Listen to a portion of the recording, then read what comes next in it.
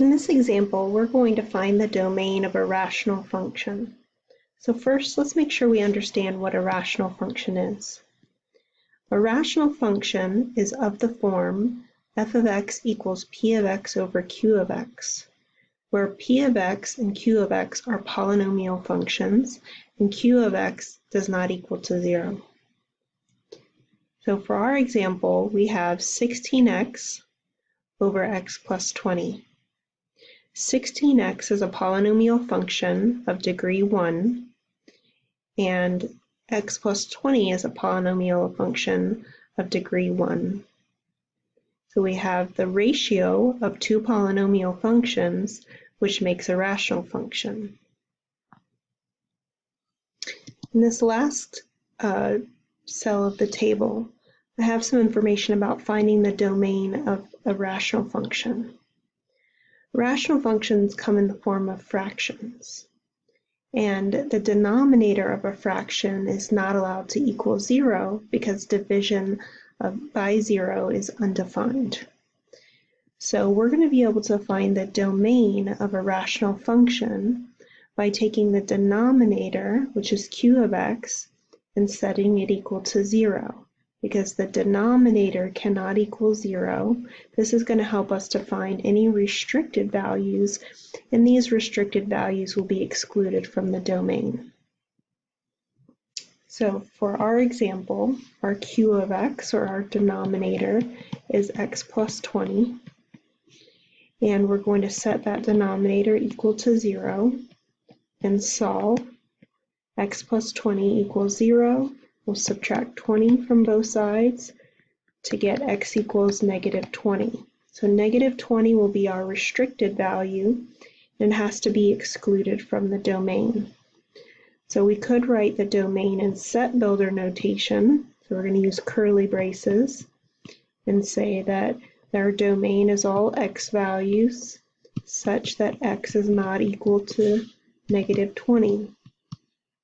And curly braces to close. So this is saying that all real numbers except for negative 20 are part of the domain.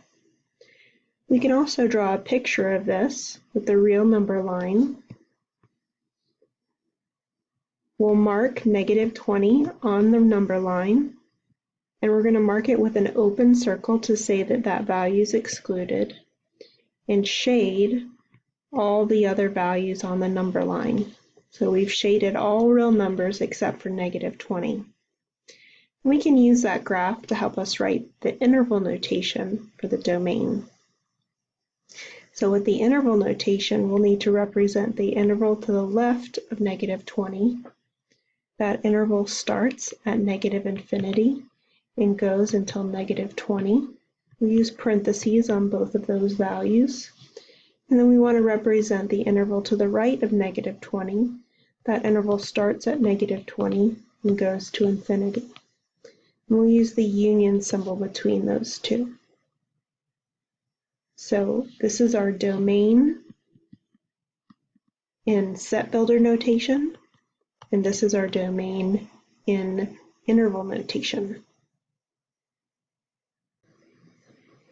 In this example, we want to use the graph shown to find the following: the domain and range of the function, intercepts, horizontal asymptotes, vertical asymptotes, and oblique asymptotes. So I'm going to start with finding the domain. When I find domain from a graph, I like to use a ruler or my pencil. I hold the pencil or ruler vertically and sweep across the graph from left to right.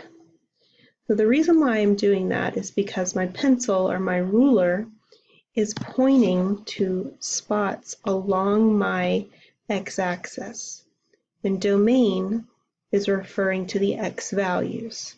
So as I sweep across the graph, I'm noticing where my graph and the x-axis are. So as I go from left to right, I want to start to think about when is the first time my pencil or ruler is hitting the graph. So on this piece of the graph, which is the furthest left, we assume that this piece of the graph is going to continue on forever. So the first time that my ruler is hitting that piece of the graph is actually negative infinity. So that's where my domain is going to start. So as I go across, I'm still touching the graph. And so that means I have x values for all of these negative infinity all the way up until I get to this vertical dashed line. This vertical dashed line is indicating a vertical asymptote. And a vertical asymptote is an undefined portion of the graph.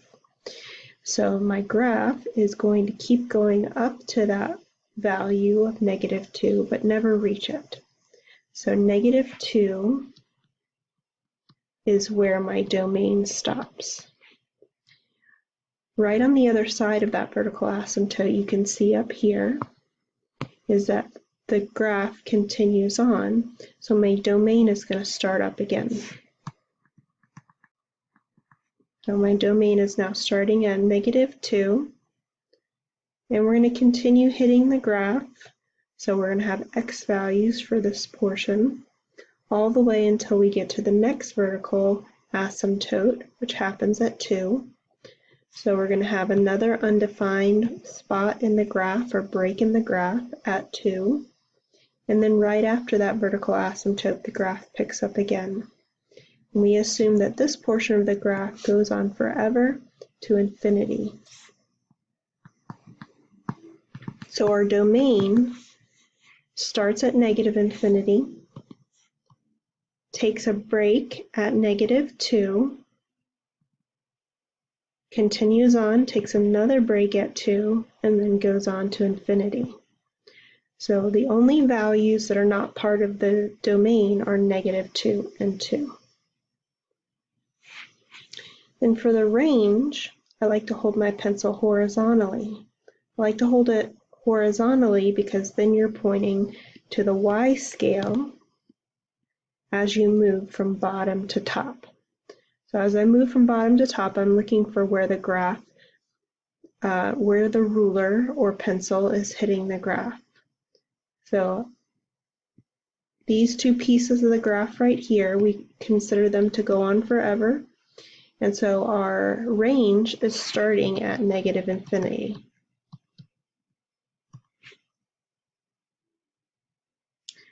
As I go from bottom to top, my ruler is hitting the graph all the way until we get to this horizontal dashed line. So that horizontal dashed line is an indicator for a horizontal asymptote. So we're going to have a break in the graph when we get to that horizontal asymptote, which is at -2.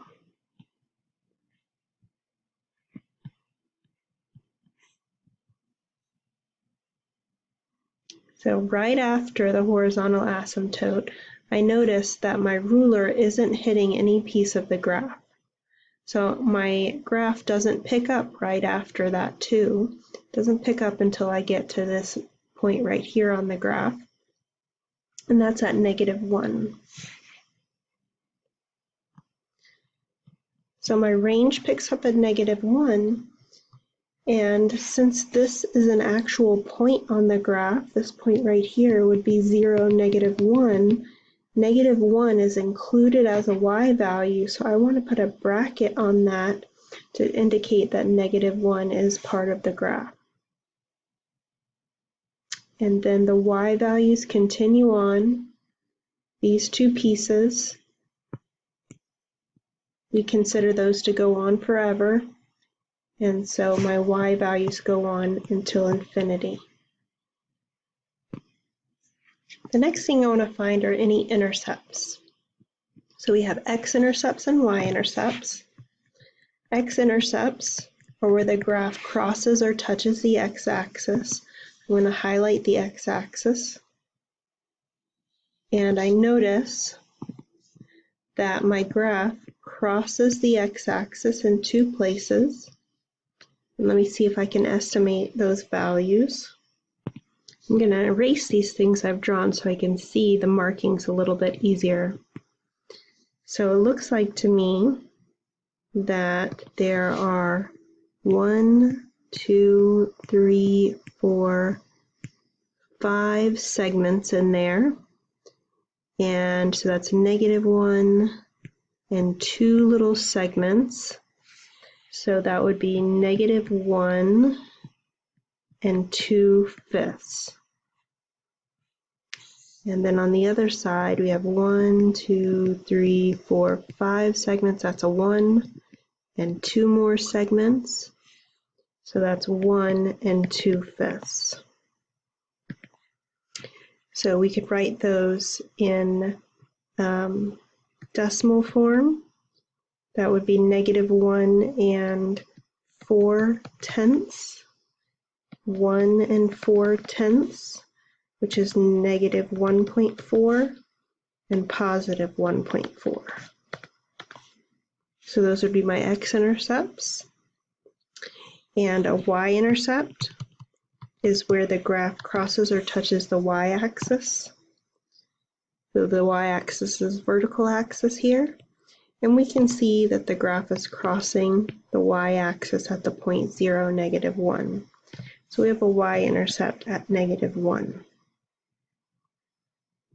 The next thing that it's asking for is any horizontal asymptotes.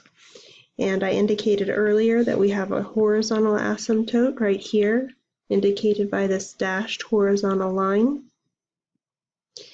And thinking about the definition of a horizontal asymptote, if we look at this piece of the graph right here,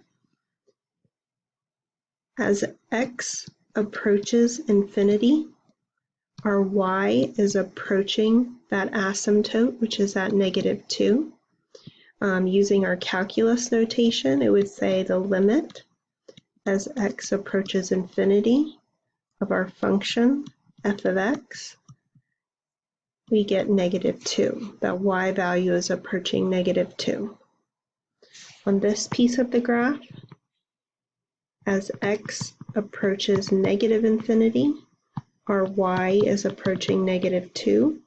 And with our calculus notation, that would say the limit as x approaches -infinity of our function f of x, that equals -2. And that is our definition of what a horizontal asymptote. Our x values need to be approaching infinity or -infinity, and the y values need to be approaching a specific number. And so we have our horizontal asymptote.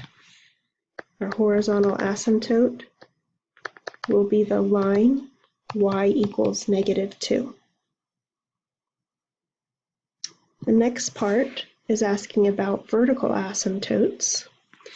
And I indicated earlier that the vertical asymptotes are these dashed vertical lines here. But going into a little bit more detail about those definitions, let's take a look at this piece of the graph right here. On this piece of the graph, x is approaching 2 from above, and our y value is approaching -infinity. So in our calculus notation, that would be the limit as x approaches 2 from above for a function f of x equals -infinity. On this piece right here, our x is approaching 2 from below, and our y is approaching infinity. So this is fitting our definition of a vertical asymptote. X is approaching a specific number, and our y is approaching infinity or -infinity. So that's the definition of a vertical asymptote. So this graph has a vertical asymptote at x equals 2.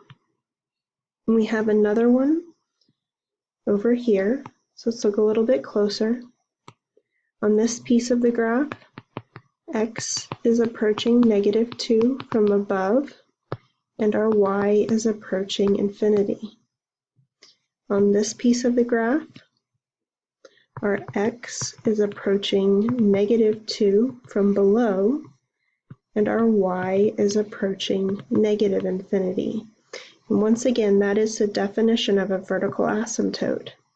X is approaching a specific number, and our y is either approaching infinity or negative infinity. And so this graph is showing a vertical asymptote at x equals -2, the line y equals -2. And finally, it says, find any oblique asymptotes. Oblique asymptotes are slant asymptotes, and this graph doesn't have any slant or oblique asymptotes. This example says find the vertical, horizontal, and oblique asymptotes, if any, for the given rational function. And our function is r of x equals 15x squared plus 29x minus 14 over 3x plus 7. Up here at the top, I've given some instructions for locating vertical asymptotes. So if we have our rational function, p of x and q of x have no common factors. So that's our first thing. We have to make sure that our function is in lowest terms. A 0 of q of x is going to be a vertical asymptote of the graph. So we have to make sure we have no common factors, and then we'll be able to find our vertical asymptote. So for our example, I want to try to factor the numerator first to see if there are any common factors. So that numerator might factor. So I'm going to try 5x and 3x, and maybe a 7 and a 2. That would give me 35 and 6. And I do think that that's going to factor. We need a positive 35 and a negative 6. And so we have this common factor of 3x plus 7, which gives me 5x minus 2. So since I canceled out all of the denominators, I don't have any variables in the denominator, and there will be no vertical asymptote. And since that denominator canceled out, I also don't have any horizontal asymptote or oblique asymptote. I do have another interesting feature in this graph, though. Because that common factor of 3x plus 7 canceled out, we have a hole in the graph at the point. Let's see where it is. We're going to take that factor that canceled out and set it equal to 0, and we're going to be able to find where that hole in the graph is. So I set that factor equal to 0. I'm subtracting 7 on both sides, and then dividing by 3. That's going to give me x equals -7/3. And if I substitute this value into the simplified rational function, that's going to become 5 times -7/3 minus 2. That's -35 over 3 minus 2. I'm going to get a common denominator, -35 over 3 minus, let's see, I'm going to make that a 2 over 1, multiply by 3 over 3 since that's the common denominator. So that would be 6 over 3. And I have a common denominator. I can combine the numerators. -35 minus 6 would be -41. And so I would have a hole in the graph at the point -7/3 and -41 over 3. So this particular graph is pretty easy to draw. Because our simplified rational function is 5x minus 2, that's a straight line, has a y-intercept of -2, a slope of 5, so I'm going to rise 5, 1, 2, 3, 4, 5, and run 1, And I'm going to use my ruler, I'm going to draw a straight line.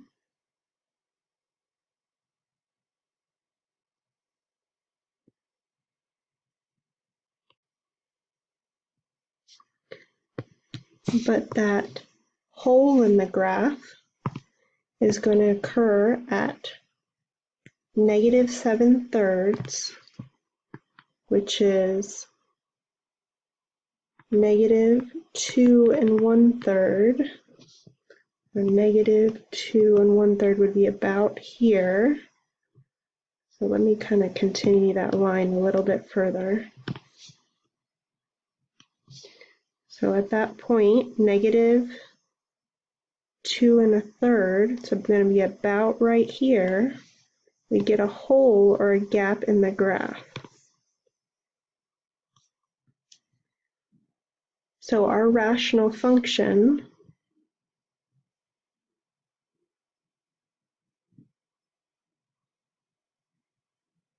(15x² plus 29x minus 14 over 3x plus 7) is the same as the straight line, except it's missing that single point of -7/3 and -41/3. It has no vertical asymptotes, no horizontal asymptotes, no oblique asymptotes, because that denominator canceled out. In this example, we want to analyze the graph of the function r of x equals x plus 7 over x times x plus 11. So first, we want to make sure we simplify that rational function so that we cancel out any of the common factors. Luckily, this function is already in factored form for us, so we don't need to change anything. Can't be factored anymore. Then we want to find the domain. We can find the domain by setting the denominator equal to 0, and then setting each factor equal to 0. So we get x equals 0 and x equals -11 as our excluded values, and we'll write our set builder notation. X is not allowed to be 0, and x is not allowed to be -11. So the domain of this rational function is all real numbers except for 0 and -11. We can also write this in interval notation. -11 is excluded, 0 is excluded, but all other real numbers are included as part of the domain. So we want to represent this interval, which would start at -∞ and go all the way to -11. Represent this interval, which goes from -11 to 0, and represent this interval, which would go from 0 to infinity. And we'll union those together, and this is the domain in interval notation.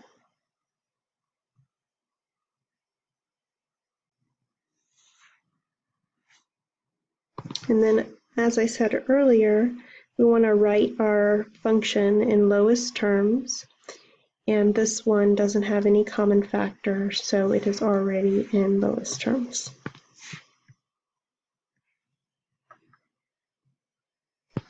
We want to continue analyzing this function by finding any x and y intercepts.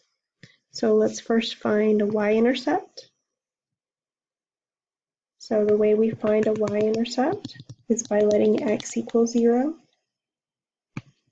So we're substituting a 0 into our function. That gives me 0 plus 7 over 0 times 0 plus 11. That's 7 over 0 times 11. And that's 7 over 0, which is undefined. So that means we don't have a y-intercept for this function. And then we want to find any x-intercepts. You can find x-intercepts by letting y equal 0, and r of x is the same thing as y, so we're setting our function equal to 0. So this would give me 0 equals x plus 7 over x times x plus 11. To solve this rational equation, I want to cancel out the denominator, and I'll do that by multiplying both sides by the denominator. I'm multiplying the right by x times x plus 11, and the left by x times x plus 11. On the right side, the x's will cancel, and the x plus 11's cancel, leaving me with x plus 7. And on the left, 0 times anything is 0. And so then I'm able to subtract 7 on both sides to get x equals negative 7. So we have an x-intercept of negative 7, 0. And looking closer at the directions here, the directions say to simplify your answer, type integers or fractions so that they don't want ordered pairs. So the graph does not have a y-intercept, but it has an x-intercept of negative 7. So I'm going to use this one right here. No y-intercept, but an x-intercept of negative 7. The next part says determine the behavior of the graph at any x-intercepts. And so we have that x-intercept of negative 7. And at negative 7, because x plus 7 is a linear factor, the graph is going to cross at that point. So the graph will cross the x-axis at our x-intercept of negative 7. The next part says determine the vertical asymptotes. For the vertical asymptote, we want to make sure our function is in lowest terms, which it is, and then we're going to set our denominators equal to 0. So our denominator is x times x plus 11, setting each factor equal to 0. We get x equals 0 and x plus 11 equals 0, x equals 0, and x equals negative 11. So we're going to have vertical asymptotes at x equals 0 and x equals 11. Continuing to analyze this graph of the function r of x equals x plus 7 over x times x plus 11. The next part says determine the behavior on either side of the vertical asymptote. The definition of a vertical asymptote is that as x is getting closer to that value, the y is either going to go to infinity or negative infinity. So when we're determining the behavior of the graph, we just need to figure out whether our y is approaching infinity or negative infinity at that vertical asymptote. We've already determined that we have vertical asymptotes at x equals 0 from this factor and x equals negative 11 at that factor. So we want to figure out the end behavior around those. Not the end behavior, but what the y value is doing. So I'm going to set up a chart here, and I'm going to put the vertical asymptotes as well as the zeros. So that's negative 11, negative 7, and 0. And we want to figure out what's happening around our vertical asymptote at a negative 11. So the reason why I put the values on the chart is because we're going to look around that negative 11, but we want to make sure that we pick our test points close enough to negative 11 so it doesn't get interfered by the other vertical asymptote or the other x-intercept. So I'm going to pick my test points as negative 12 and negative 10 to see what's happening around that vertical asymptote. So if I let x equal negative 12 and substitute it into my function, negative 12 plus 7 over negative 12 times negative 12 plus 11, I'm going to get a negative over a negative times a negative, which is a negative over a positive, and get a negative there. So what that indicates to me is that on the left side of this vertical asymptote, our y is going to be approaching negative infinity. So just to give a little bit more clear picture of what's happening.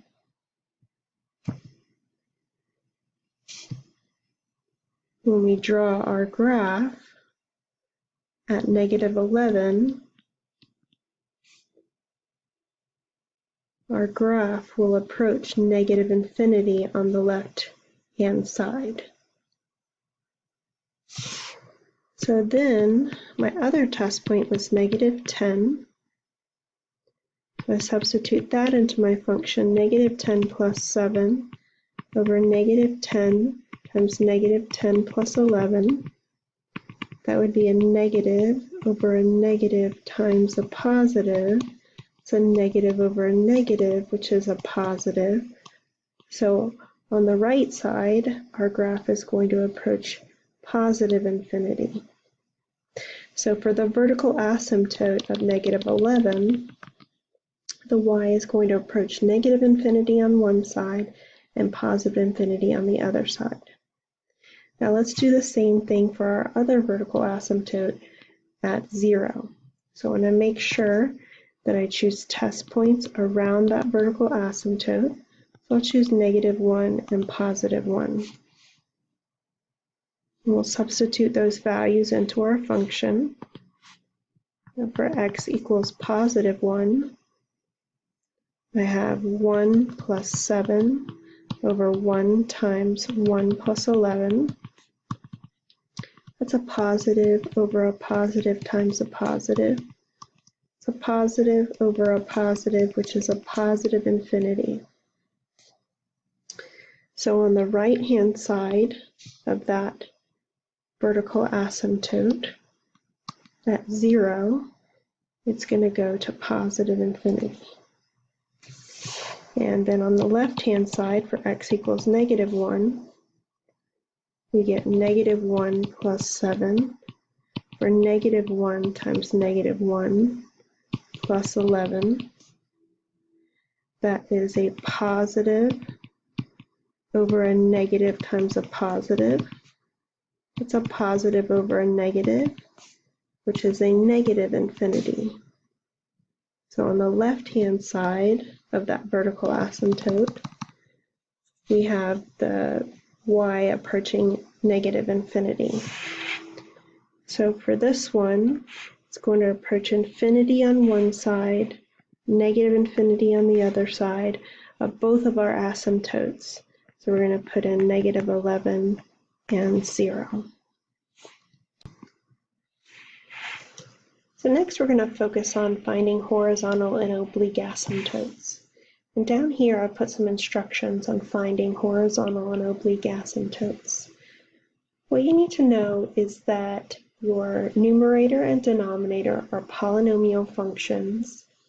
And because they're polynomial functions, the degree of the numerator and degree of the denominator are indicated by the highest power on those variables.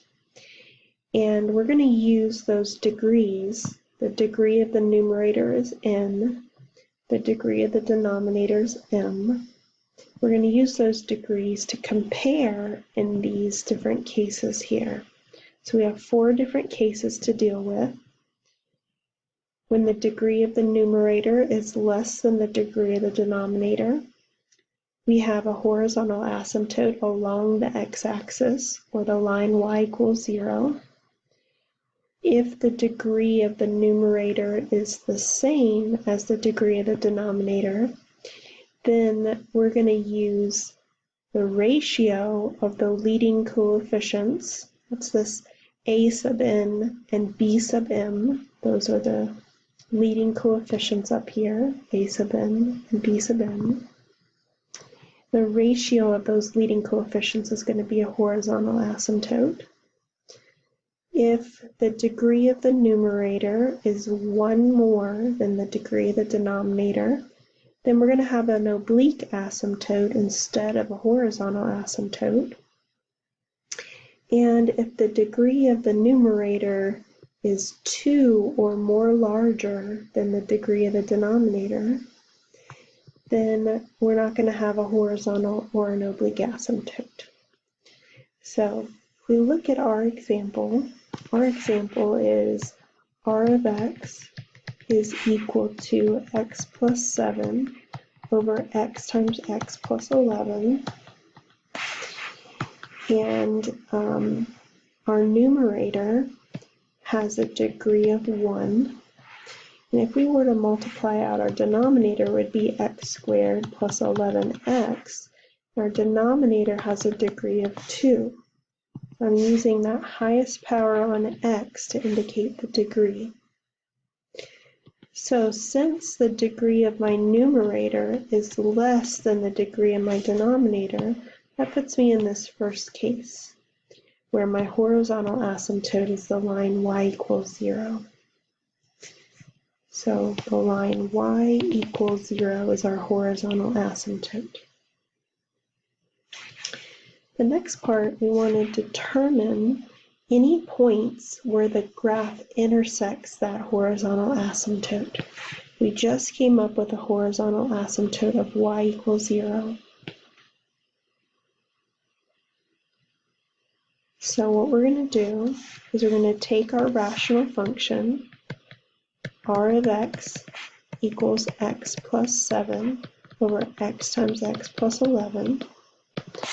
And we said the horizontal asymptote is y equals 0. And we want to see where this graph intersects our horizontal asymptote. So since we're looking for where they're going to intersect, we can set them equal to each other to find any points where they intersect each other. So I'm taking my function and setting it equal to my horizontal asymptote, and I'm going to solve. If I solve, I would multiply both sides by the denominator. It would cancel out, leaving me with x plus 7 on the left. On the right, when I multiply by that denominator, it multiplies by 0, giving me 0. And I solve and I get x equals 7. So the graph is going to intersect the horizontal asymptote at x equals negative 7.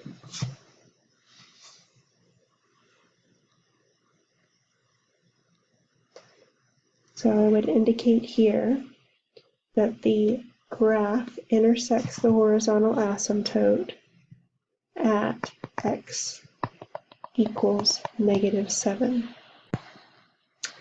To graph r of x using the graphing utility, determine the appropriate viewing window necessary to obtain the complete graph. Choose the correct answer below. So first of all, I just want to refresh myself on a couple things. My function is x plus 7 over x times x plus 11. We found that this function has vertical asymptotes at x equals 0 and x equals negative 11. It has an x-intercept at x equals negative 7. It has a horizontal asymptote at y equals 0. So these are some of the things I want to keep in mind when I'm deciding my viewing window. So first I want to start by eliminating these two choices here. So these two choices have an x-min of negative 20 and an x-max of 0, or an x-min of 0 and x-max of 20. So I'm eliminating those choices because when I think about my x scale for this graph, I'm going to have horizontal asymptotes at vertical asymptotes at negative 11 and 0, and that x-intercept at negative 7. So if I restricted my x-min to going from -20 to 0, then I would be missing out on this interesting section of the graph to the right of that vertical asymptote. And if I let my scale go from 0 to +20, then I'd be missing out on this vertical asymptote and this x-intercept. So you want to make sure that your interesting features like your vertical asymptotes and your x-intercepts are within that x-min and x-max. So let's eliminate these choices. So I kept the other two choices because they have an x-min from -20 to 20, and that would contain all of the vertical asymptotes and x-intercepts. So then let's decide between the y-scale. So this y-scale goes from -4 to 4, and this y-scale goes from 0 to 4. So our horizontal asymptote is at 0. So for our y-scale, we want to make sure that we have some of our picture above and below that horizontal asymptote so that we can see both sides of that horizontal asymptote. And if we chose from 0 to 4, we would be leaving off the bottom half of that horizontal asymptote. So we want to choose this first option of -20 to 20 for the x scale and -4 to 4 for the y scale. So finally, let's take a look at the graph of this function. I'm going to draw by hand and I'll show you with the calculator. We found vertical asymptotes at -11,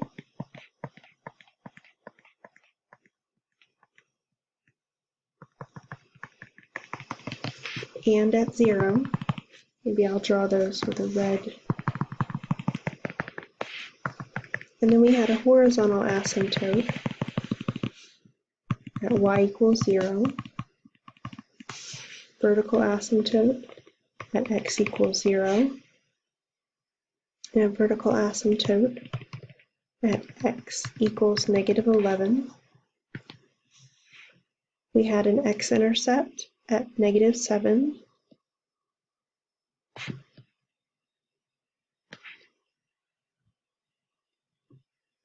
and earlier we indicated what was happening around those vertical asymptotes, that we would go to -infinity on one side and +infinity on the other, -infinity on one side and +infinity on the other. And then as we look at our end behavior, we're approaching that horizontal asymptote. So that looks like this picture here. Now let's take a look with the graphing calculator.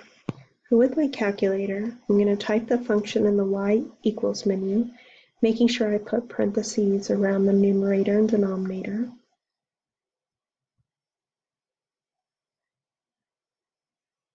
I've got parentheses around my numerator of x plus 1, parentheses around my denominator of x times x plus 11.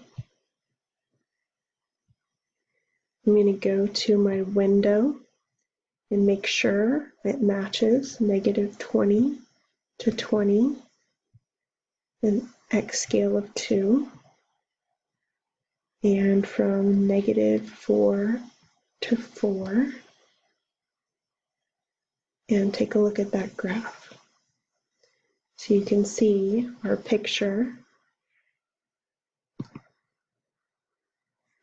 Our picture shows the vertical asymptote at -11, the graph crossing the x-axis at -7, and the vertical asymptote at 0. This question says use the graph of the function f to solve the inequality.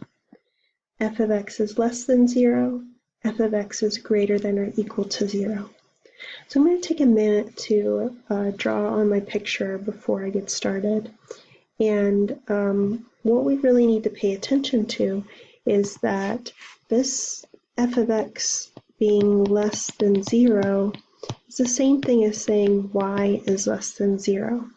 So I'm going to pay attention to my y scale. And for my y scale, any points that are on the x-axis, those are our x-intercepts, and all x-intercepts have a y-coordinate that is 0. And then every point that is above the x-axis is going to have y values that are greater than 0.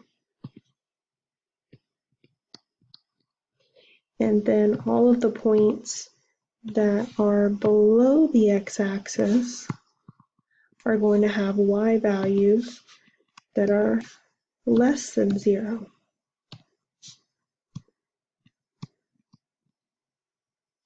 So when I'm looking at my picture for the first one, I'm looking for when f of x is less than 0 or y is less than 0. So I'm looking at all these pieces that are below the x-axis. And I want to write down what x values have a y value that is less than 0. So for this piece of the graph, that's going to start at an x value of -2 and end at an x value of -1. So it's going to go from -2 to -1, and then starting at a y value of 0 and going to an x value of infinity. So the answer to this question of when is f of x less than 0, that's when my x is from -2 to -1, or from 0 to infinity. Then the other part says f of x is f of x is greater than or equal to 0. So now we're looking at the pieces that are above. Greater than 0 is above the x-axis, and also equal to 0, so we're going to include these x-intercepts. So when I'm indicating this piece right here, this piece is going to start at an x of -infinity and go all the way to an x of -2. This time I'm going to put a bracket on -2 to include it. And then I want to write this piece here, which starts at -1. I'll use a bracket, and stops at 0. Use a bracket.